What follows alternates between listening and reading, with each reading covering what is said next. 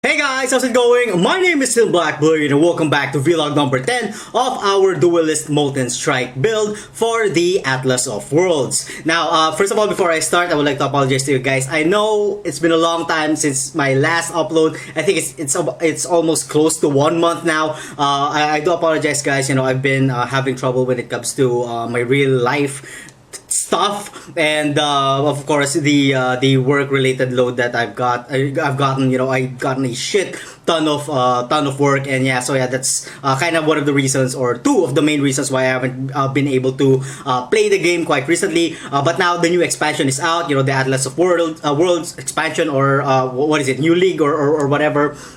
So yeah, that means we get a hard reset for all of our characters, and we get to respec them into however we want. Alright, then that's enough about that. Let's get into the build proper. So first of all, the Ascendancy class that we will be choosing is the Slayer.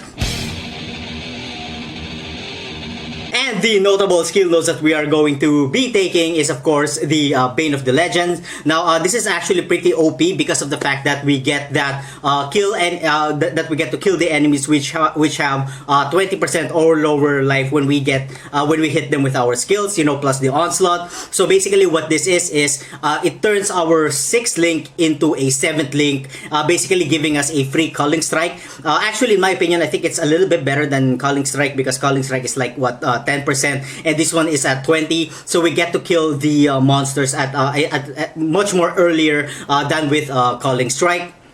Of course, this is going to be a two-handed weapon build.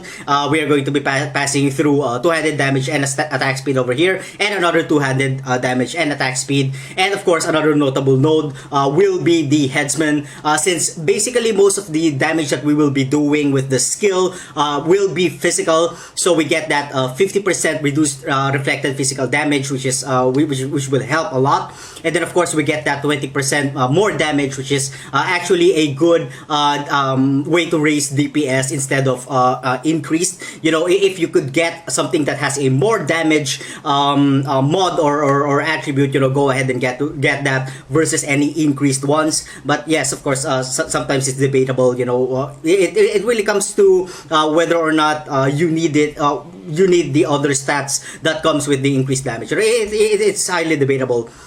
And then of course we also have that increased AoE.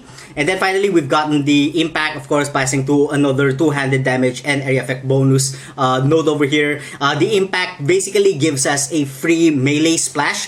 So effectively turning our 7th link, because of the culling strike over here, into an 8th link. You know, it gives us a free melee splash. And yeah, although the damage is 50% less to surrounding targets, that is actually pretty good in my opinion. Because of the fact that we are attacking so fast, so it doesn't really matter once their life is almost half. You know, by the time that we kill the first monster, the second monster will probably be dead before we could even notice it. Alright then, so let's get into the skill tree real quick. Of course, we pass through physical attack, damage, and life over there, passing through another physical attack and damage, armor, life, and evasion, and then we went over here to get the Master of Arena. Now, I did take the mana flows over here because, believe it or not, I'm still having a little bit of trouble when it comes to my mana management. So this is entirely optional. You know, if you have good mana management and you don't run out of mana and you got good life leech, you know, you better dedicate these two skill nodes somewhere else. My suggestion would, of course, be the thick skin. It's a little bit far, but yeah, we'll be getting there, you know, as soon as we level up some more. And then we've gotten the bravery over here, the art of the gladiator, and then the fury bolts, just to add a little bit more damage to our projectiles, the projectile parts of the skill gem. And then we've gotten the destroyer over here, since we're going to be using a two-handed weapon. We did go down over here to get the Golem's Blood, and of course we've gotten a jeweled socket over here. What you're looking for is, or are, increases in attack speed for two-handed weapons or axe, increased physical damage for two-handed weapons, flat increased physical damage, or increased physical damage with two-handed weapons. You know, anything that revolves around the axe and any two-handed weapon mods will be good. Of course, if you're lacking life and resistances, again, I always say this because it's actually a pretty good area for you guys to min-max some life and then some resistances if you're still lacking it. And then we went down over here to get the Iron Reflexes, and then we've gotten the Hatchet Master here, which is actually pretty OP because of the fact that it has physical damage and it has increased attack speed. The evasion rating is also pretty good because we did get the Iron Reflexes, so that's more armor for us. And then passing through, of course, axe damage and attack speed nodes, and then finally the Point Blank. The Point Blank, of course, will only affect the projectiles part of the skill gem.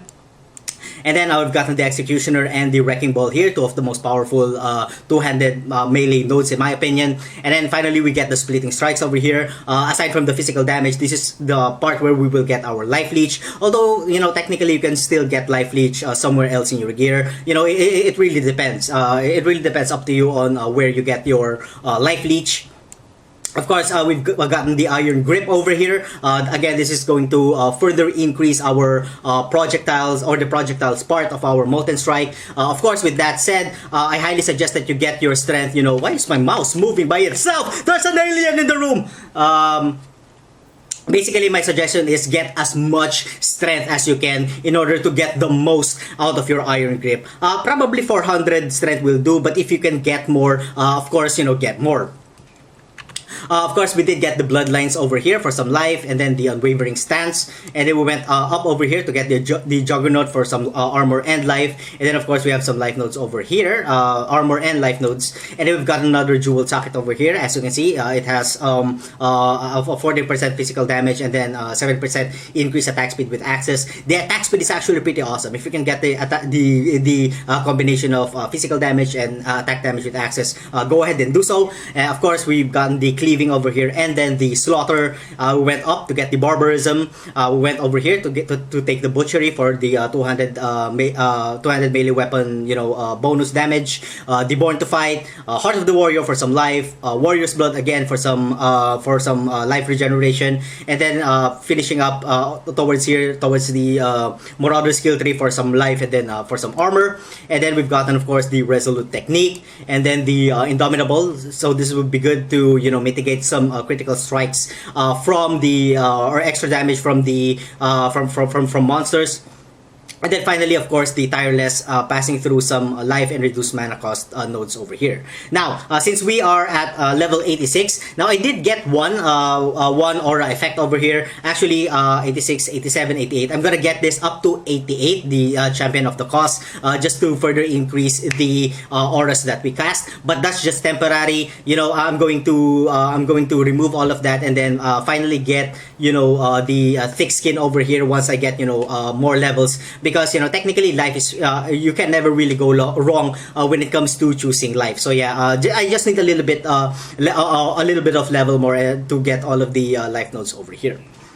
Alright, so that's about it, I guess. So let's get into our skill tree, to our gear. The weapon that we are going to be using is the At-Series Disfavor for this build. And yes, I finally been able to 6-link this motherfucker. Yeah! It's really awesome. By the way, I did go with the 1500 fusings route because I was really scared to basically fuse this by manually just fusing it, because as far as my research goes, it's really hard. Some people go to about 2,000 and they can't even 6-link it. So I was really scared, so I went with the safe route.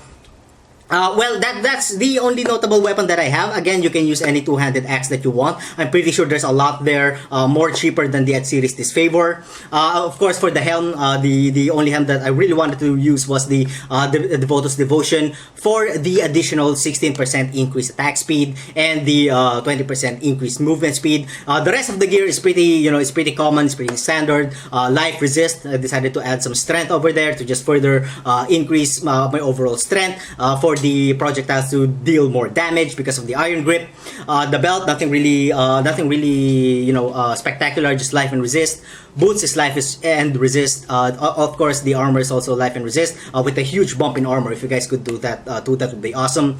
The rings are also life and resist with some mana leech. Of course, I'm going to be using the Onyx Amulet just to be able to reach some of the requirements of the gems, specifically the concentrated, the conk effect. I wasn't able to prepare for this one because it had a 108 int. So yeah, getting the mana flows is actually a little bit of an excuse, but I do suffer from mana management, just to get that 20 to our intelligence.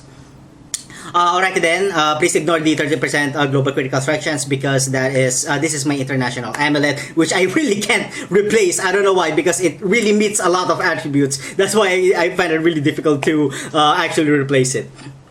Anywho, so what's connected to our Molten Strike will be added fire damage, Molten Strike, melee physical damage, again conk effect, and then finally faster attacks. For our skill gems, we are going to be using the typical combination of defensive combination of Molten Shell, increased duration, cast when CWDT, and then of course we have the Immortal Call. For our curse, we are going to be using the vulnerability attached to CWDT, and then Blood Rage. I have a Bloodlust support over here, which I was really planning to use, but then I wasn't. I only got it like recently, so I wasn't able to level it up really fast. So yeah, if you want, you can experiment it because the Atsiri actually causes bleeding on hit. So yeah, you get that 50% more physical damage, but then it's only physical damage. It doesn't affect the projectile parts of the Molten Strike. So yeah, that's why I was kind of hesitant to actually use it. The added fire damage, of course, affects both of the effects of the Molten Strike. So the 6-link armor will be a utility, my utility. This will depend on you, what you kind of want. It really depends on what you actually need. Leap Slam, I have some minion life over there, of course attached to Flame Golem. Enduring Cry, we have faster attacks, and then finally we have Fortify. And then finally for our auras, the typical combination of Hatred and Arctic Armor. Of course we have an Enlightened there, just for leveling purposes. And then finally we have Portal. Now, for the damage, our damage is at 81k, as you can see, which is actually pretty awesome. That goes up to about 110 or 120 once we get our Frenzy charges up and the Onslaught, I believe. I'm not exactly sure. We'll see later. Of course, we still have the Sulfur Flask over here, which again also increases our damage by 40%, which you guys will see later. Defensively, our armor is at 9.3k with an estimated physical damage reduction of 48%, and all of our resistances are capped. Our life regeneration is actually pretty good at 221. Alrighty then, so let's get into some gameplay of maps. The map that we will be doing is a rare map, a rare plateau map, because some of you guys have ranted that, oh my god, why are you only doing blue maps? Your build sucks. You can suck my dick, something like that. So yeah, I'm going to. You guys can pause it and read whatever is in there. So yeah. Anyway. That was just a satirical joke, by the way. Let's go! Alrighty then, here we go with the gameplay. So yeah, with the recent update that GGG has done, it's actually much more faster since the last time that I've actually played. As you can see, it's 131k. Woohoo! That's probably the highest damn DPS that I've ever reached, I guess. I don't remember my dual claw build on how much DPS I was actually doing with that, but that's actually pretty high. It's not bad. It's not bad in my opinion. Alrighty then, so more gameplay over here. So yeah, what was I saying? With the recent updates that GGG has done, the frame rate is really fast. Even though I get a little bit of desyncs every now and then, it's still pretty not that noticeable. And yeah, again, the gameplay is now really fast, and it's actually pretty smooth, and I like it. I like it a lot. And I hope that GGG still continues to do some updates regarding the regarding how fast the game could be or could potentially be. But as it stands right now, it's really awesome. I really like it. I really like what they've done.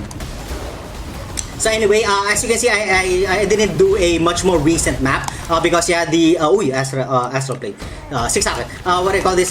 Because I'm still trying to get into memorizing the maps, and some of them have been, you know, revamped, and some of the monsters have changed. So when I get to, you know, memorizing all of those, I'm going to, of course, do some new Atlas Worlds or Atlas of Worlds maps.